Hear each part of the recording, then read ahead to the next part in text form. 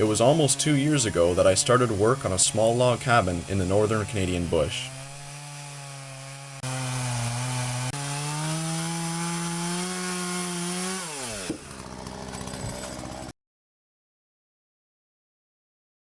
And it has been exactly a year since I closed the cabin door for the last time and moved away.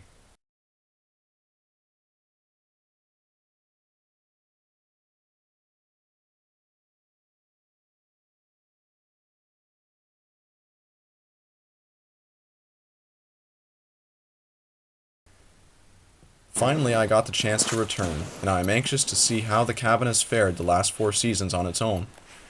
While most parts of North America are enjoying mild spring weather with no snow, my aluminum snowshoes are falling through waist-deep powder in temperatures of minus 20 degrees Celsius. Although this looks like January weather, would you believe that this is late April? It's been a long, hard winter here. Lots of snow and a solid month of minus 40 degree temperatures. There were even a few days that registered right around minus 50. It seems that the lynx population has been hit the hardest this winter. Several locals have reported that their dogs have been attacked by lynx along the hiking trails.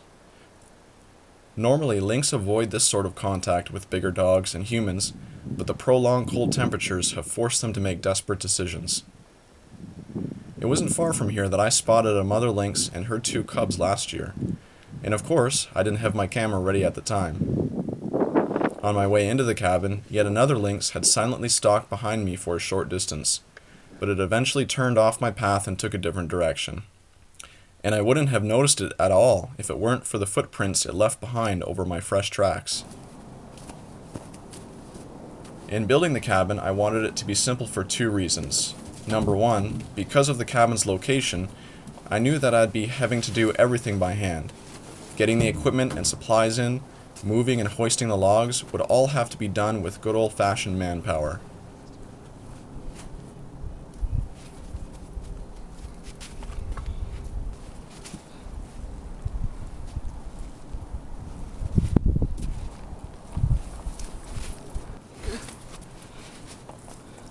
And reason number 2, I didn't have a lot of money to work with. Simple as that. And in this complicated world, simple just seems to offer more. Complicated offers bells and whistles, but simple offers freedom.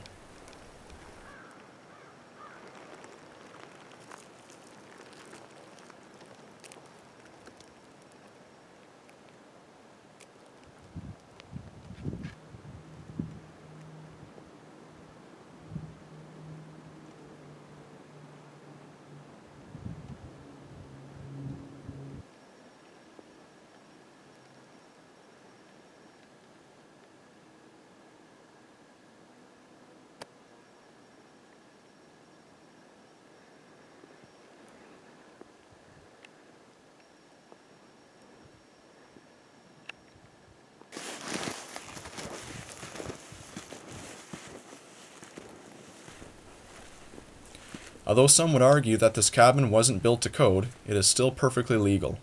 That's because it's built on privately owned property, and the local government doesn't require a permit for any structure that is 10 feet by 10 feet or under.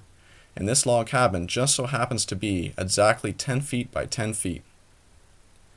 So yes, I'm aware that building my logs right on the ground without proper footings and not debarking them means that they will not last a full century, like they could have if I had done all these things. But that's just fine. These logs will probably last at least a quarter century without any need for repairs.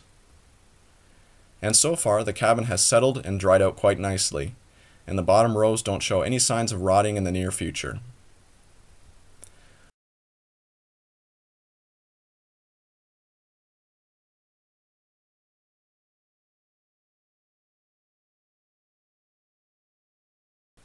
I am also aware that I'm using a tarp to cover the roof, and contrary to popular belief, it is not instantly disintegrated or even began to fade yet. Besides, tarps can be replaced easily enough, and at low cost, so even if I have to replace it every 5 to 10 years or so, it won't be a problem. I'll just make sure to buy the heavy-duty kind. And yes, I know that there are gaps in my door, and that it most definitely isn't bear-proof, but in the wintertime, when there's a draft, I just place a blanket over the door and it stays quite warm and cozy inside. As for the bears, I haven't had any try to come inside yet, and if they do, they're not going to find it too terribly interesting. There's no food, and I didn't leave any fine china behind for Mr. Bear to break. Anyway, I like the door, and so it stays, gaps and all. Did I mention that it used to be a coffee table? My point is, there will always be some who will find fault in this simple design, but all I know is that it works for me. And at the end of it all, I only spent about $500 on the entire cabin, and most of that money went into the lumber I used in the roof. If I wasn't planning on moving at the time, I would have taken longer to construct the roof out of smaller logs, which would have significantly brought down the cost that much more. But I don't regret a single decision I made in the cabin's construction.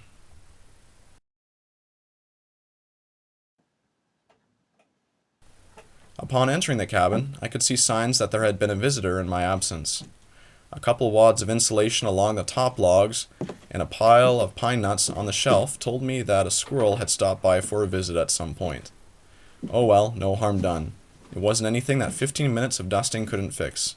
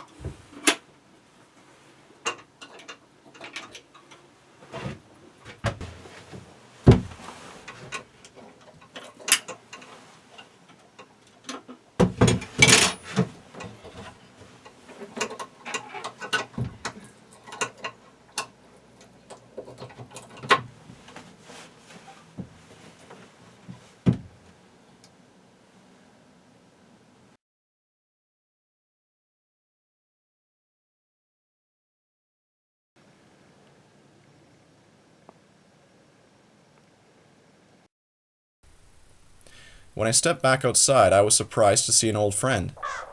Meet Charles.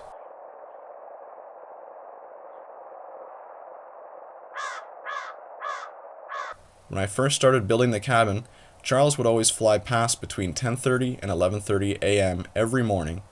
He always flew toward the west, and he was always 100 meters to the south of me. It was his morning routine. After a while, instead of simply flying past, Charles would break from his scheduled flight plan to circle overhead a few times. I figured it was his way of saying hello. Eventually, when Charles came overhead my little clearing in the bush, he would stop to land on a nearby tree to watch as I worked, and in this way we kept each other company. It was then that I named him Charles, and this is how our relationship continued until I moved away. Every day he'd come to visit between 10:30 and 11 a.m. He would caw and I would caw back at him. And so you can imagine how happy I was to see him again, over a year later. He perched on a nearby tree when I arrived, and so I'd like to think that he recognized me. It's always good seeing an old friend, even if he is an old crow.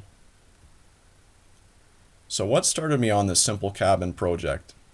Well, I'm a youth pastor, and my church owns some bush property.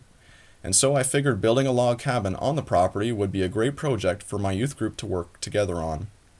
And although I worked alone most of the time, the youth would get together and join me on a Saturday from time to time, or for a couple hours after school. It was a great opportunity for them to learn new skills, make friends, and gain confidence in themselves. On other occasions, a friend would join me for an afternoon to help out. Sometimes there were people who I barely knew that wanted to lend a hand. So, if nothing else, I made a lot of good friends during the construction of this cabin. And so, when the cabin was complete, I donated it to the church and the youth group.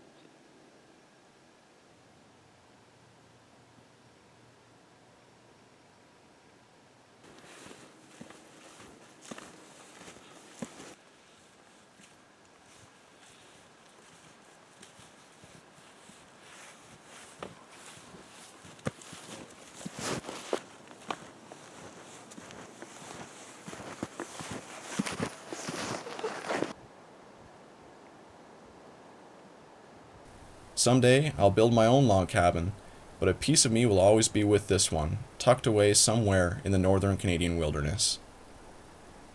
If you'd like to know more about this log cabin, simply click the link to view the next video.